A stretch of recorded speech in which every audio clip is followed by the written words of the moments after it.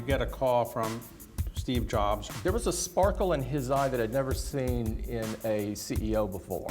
Did your friends tell you this was not a good idea? They thought I was nuts. Warren Buffett still uses an old flip phone. I told him that I'll personally come out to Omaha to do tech support for him. You exposed your own personal life a bit. I thought, I'm making the wrong call. Why was it called the Apple Watch and not the iWatch? I kind of like the Apple Watch. What do you think? Okay, well, you're the CEO, so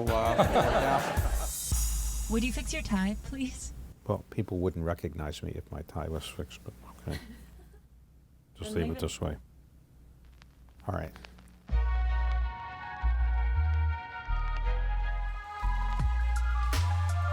I don't consider myself a journalist, and nobody else would consider myself a journalist. I began to take on the life of being an interviewer, even though I have a day job running a private equity firm.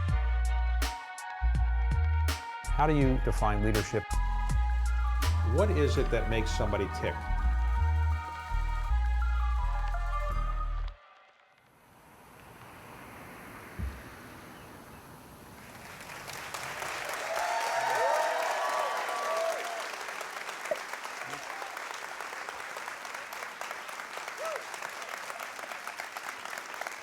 Quite a reception you got here. I thought it was for you. No, it's for you.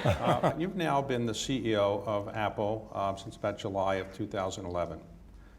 The earnings are up about 80%. So have you ever thought you can't do better than this and maybe you should just say, well, I've done a great job and now I'm going to do something else with my life? We view the stock price and revenues and profits as a result of doing things right on the innovation side, on the creativity side, focusing on the right products, treating customers like they're jewels, and focusing on the user experience.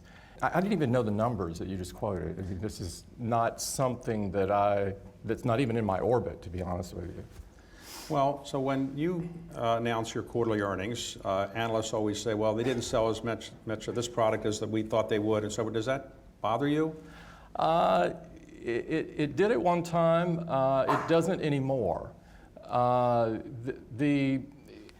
We run Apple for the long term.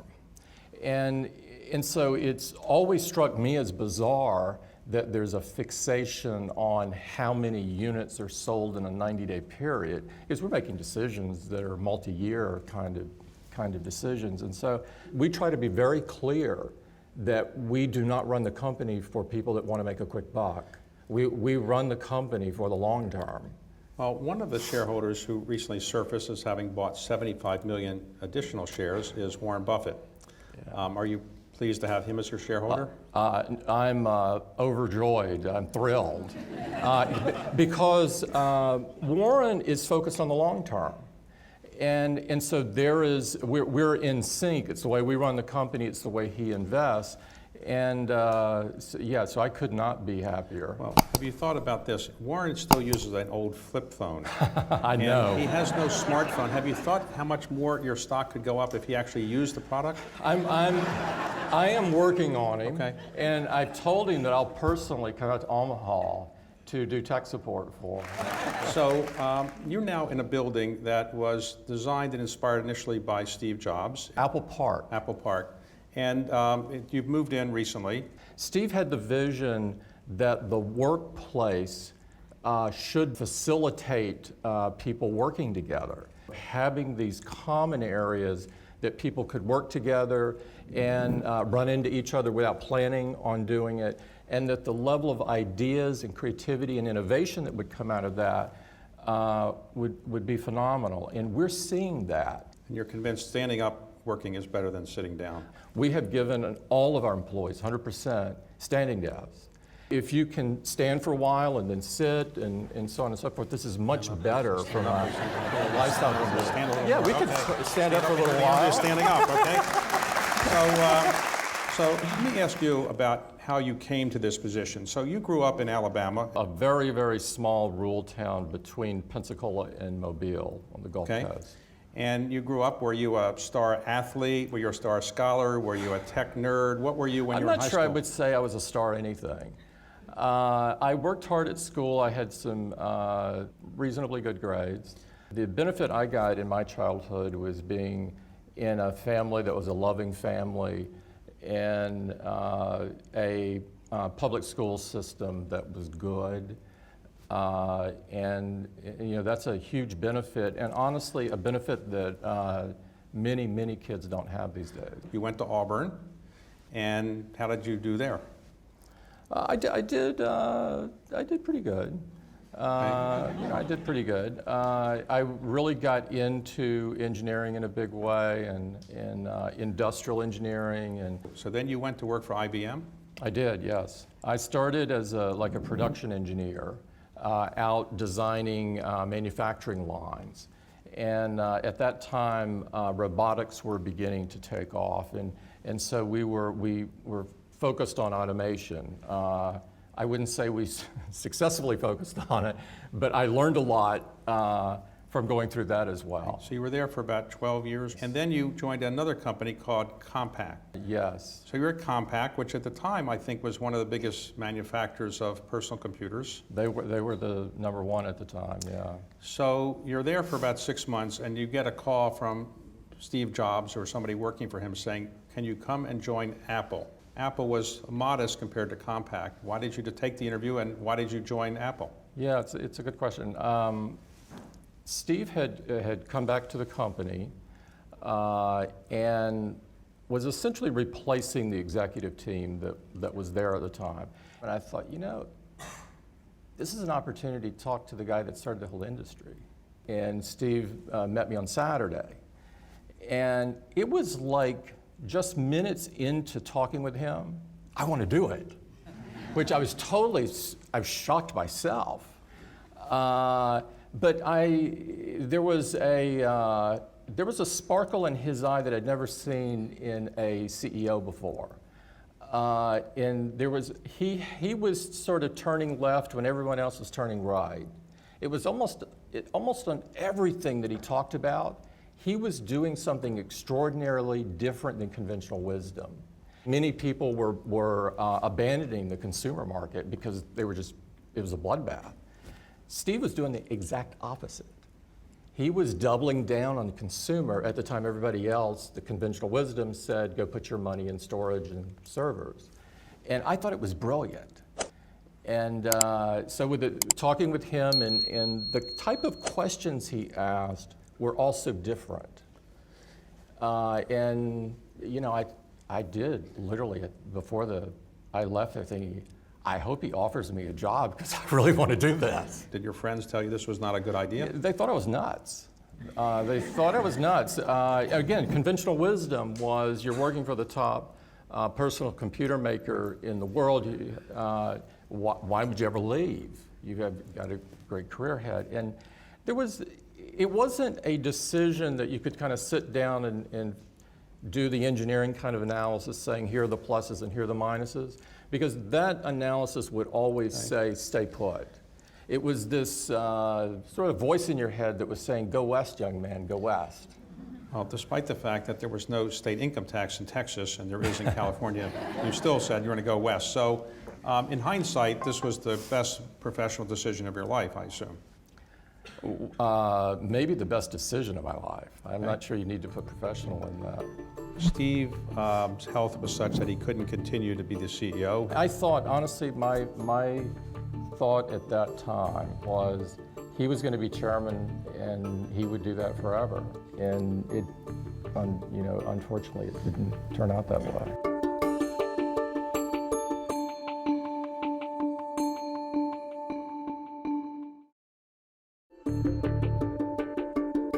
So you go there, and what is your job at Apple? Running worldwide operations. And the company at that time was struggling in many different areas, and operations was no different. Our economies of scale didn't lend itself to us doing manufacturing in different places like existed in the company at that time.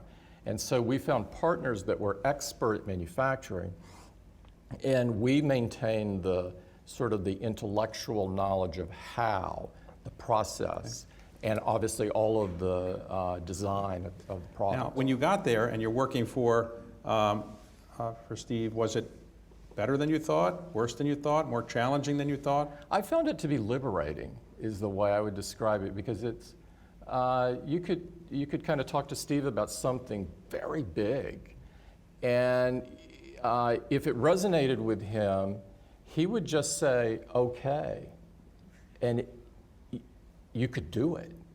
And so it was like a total revelation for me that a company could run like this. Because I was used to these layers and bureaucracy and studies and, studying things, sort of the paralysis that companies can get into. And Apple was totally different than that. And I realized that if I couldn't get something done, I could just go to the nearest mirror and look at it, and that was the reason. Steve's health was such that he couldn't continue to be the CEO. He told the board that. And you were announced as the CEO, I think around July of 2011, something around there. When you became the CEO, did you feel you had, that Steve would say, here's what I was interested in doing and you fulfill my goals? Or did you feel you had your own view on what you should do? And how did you balance the two? You're succeeding a legendary figure. It's not so sequential as that. We have a really open company, and so most of us could finish the other person's sentences even when we might disagree with them. And so it wasn't a matter of Steve having this secret file or something. He was always sharing his ideas all the time. And so it was very different than that. And I thought, honestly, my thought at that time, and I know people have told me you're just not very smart, but my view at that time was he was going to be chairman and he would do that forever. And that we would figure out the sort of the relationship change there. And that's what I thought. And it, unfortunately, it didn't turn out that way. Today, Apple is going to reinvent the phone. You have a product that is the most successful consumer product in the history of mankind, which is the iPhone.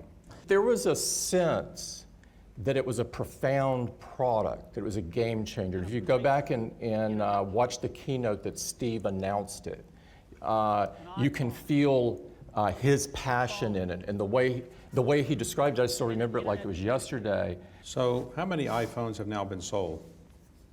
Well over 1 billion. So there are 7.5 billion people on the face of the earth, so Yeah. 1 out of every 7 people has one, more or less. Well, some people probably bought more than one along the way. Okay. Okay. Oh, I certainly hope so anyway. Well, you do have new ones coming out every Yeah. so often. Yeah. So is it, if I buy a new iPhone, should I expect another one in 2 years or? You should expect that Apple's going to keep innovating, and you should jump on the train now, though. Okay. Because life is so short, David. Okay. Well, I have it here, and I have my iPhone here actually, and I do use it, and I love it. And one time you and I were in China, and I couldn't quite work something, and I asked you to help me, and you said, "Look, I normally don't do tech support for people, but you were nice, and it did work." You came out with the Apple Watch not too long ago. Why was it called the Apple Watch and not the iWatch? Because you have iPhone, iPod, iPad. Why not iWatch? Did you ever think of that, or? I'm sure you must have thought of it. I'm sure it's not a novel idea, but I'm just curious. It was something that we thought of at the time. So it wasn't a crazy question. So no, it wasn't a crazy question at all. And how come Apple Watch won out? Well, I kind of like the Apple Watch. What do you think? Okay, well, you're the CEO, so okay, when the CEO says something. Okay, so how are they doing? They're doing fantastic. Cellular is now on the watch. You don't have to travel with your iPhone. You can just use your watch. One of my best moments of a day is to go through my emails that are from users. And I get so many each week from people that found out they have a heart problem from their watch.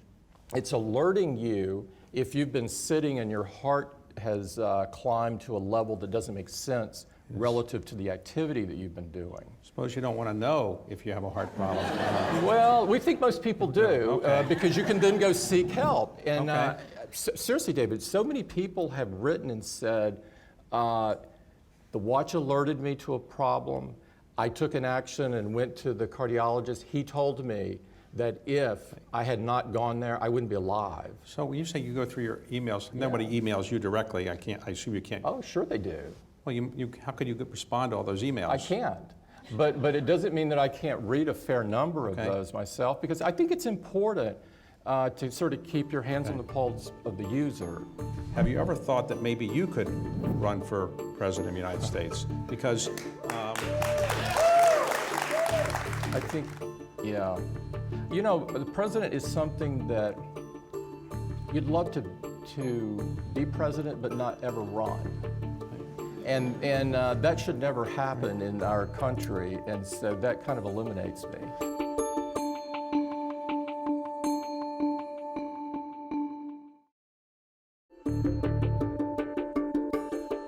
today, let's talk about some of the values that you've been espousing. One is privacy. We see privacy as a fundamental human right.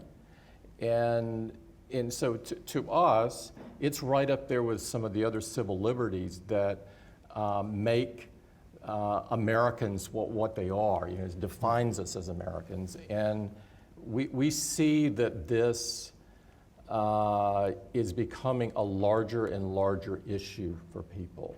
And so our tact on this is we take a minimum amount of data from customers, only that which we need to provide a great service.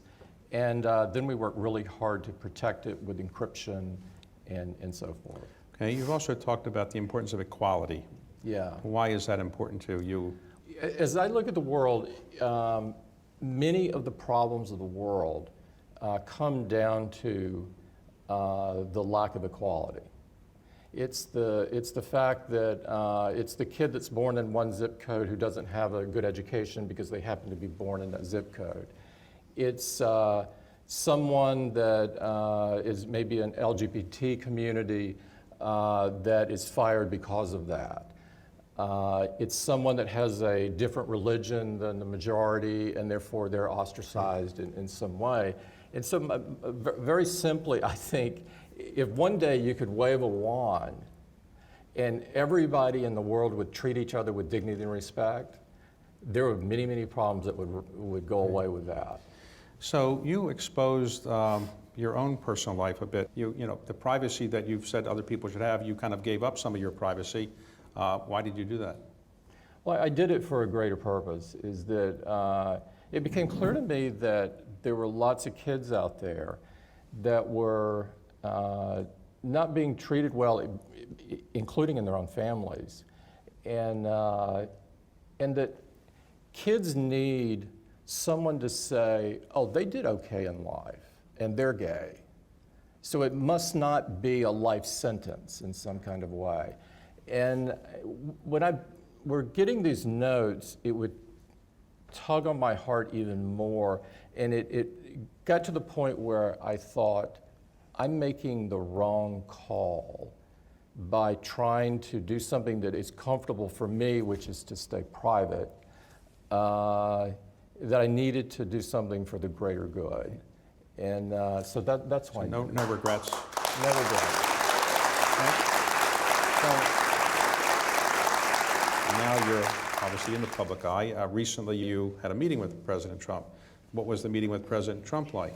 You know, I wouldn't want to say what he said. What I talked about was, I talked about trade and the importance of trade and how I felt that two countries trading together make the pie larger. And that it's true, I think undoubtedly true, that not everyone has been advantaged from that in either country. And we've got to work on that.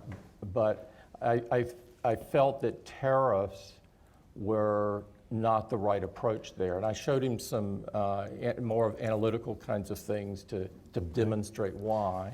We also talked about immigration. and the importance of fixing the dreamer issue now. You know, we're only one court ruling away from a catastrophic case there. So do you think you made progress on these issues? I hope so, and I hope so. Apple has roughly $260 billion of cash, more or less. What do you intend to do with that cash? We're going to create a new site, a new campus within the United States. We're going to hire 20,000 people, and we're going to spend $30 billion in CapEx over the next several years. And so number one, we're investing a ton in this country. We're also going to buy some of our stock because we view our stock as a good value. So did your parents live to see your success?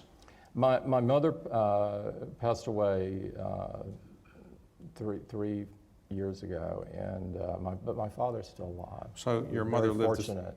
your mother lived to see you be the CEO? She did. And did she say, well, you're great, I always knew you'd be successful, and can you help me with my iPhone? Can you help this? Or? Well, I did get both of them on iPad, and I finally convinced my father to start using iPhones. And so, but they treat me like they did 20 years ago, and 40 years ago, 60 years ago. Did he calls you with tips about what to do, or tell you how to do things, or not really? Yeah, if I do something he doesn't think is good, he tells me about it.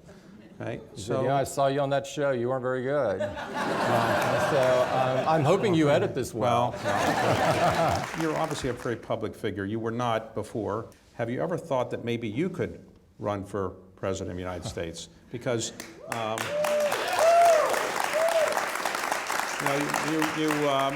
you've seen the president up close. I'm not political, right? I love focusing on the policy stuff, but in the dysfunction kind of in Washington between the legislative branch and so forth, I think that I can make a bigger difference in the world doing what I'm doing. And I appreciate the comment, but I think, yeah. You know, the president is something that you'd love to be president but not ever run. Right. And that should never happen in our country, and so that kind of eliminates me. Of all the CEOs that I know that have run major companies, you are the lowest ego, kind of most self-effacing person that I've seen in this kind of position. So have you ever noticed that you're different than the other people who are CEOs? And how do you maintain this self-effacing kind of modest demeanor when you're running the biggest company in the world? Well, when you work at Apple, there's a high expectation on everyone to perform and to contribute. And because of that high bar, and you never quite get there, including the CEO, including every job in there. And so I'd never feel that way very long if I ever felt that way. Well, thank you for taking the time today. And I Yeah, would say thank you for having me. You're the first person I've interviewed without a tie on, and so I was in your honor. And because I bet you sleep in a tie. I, Thank you. Appreciate it. Thank you.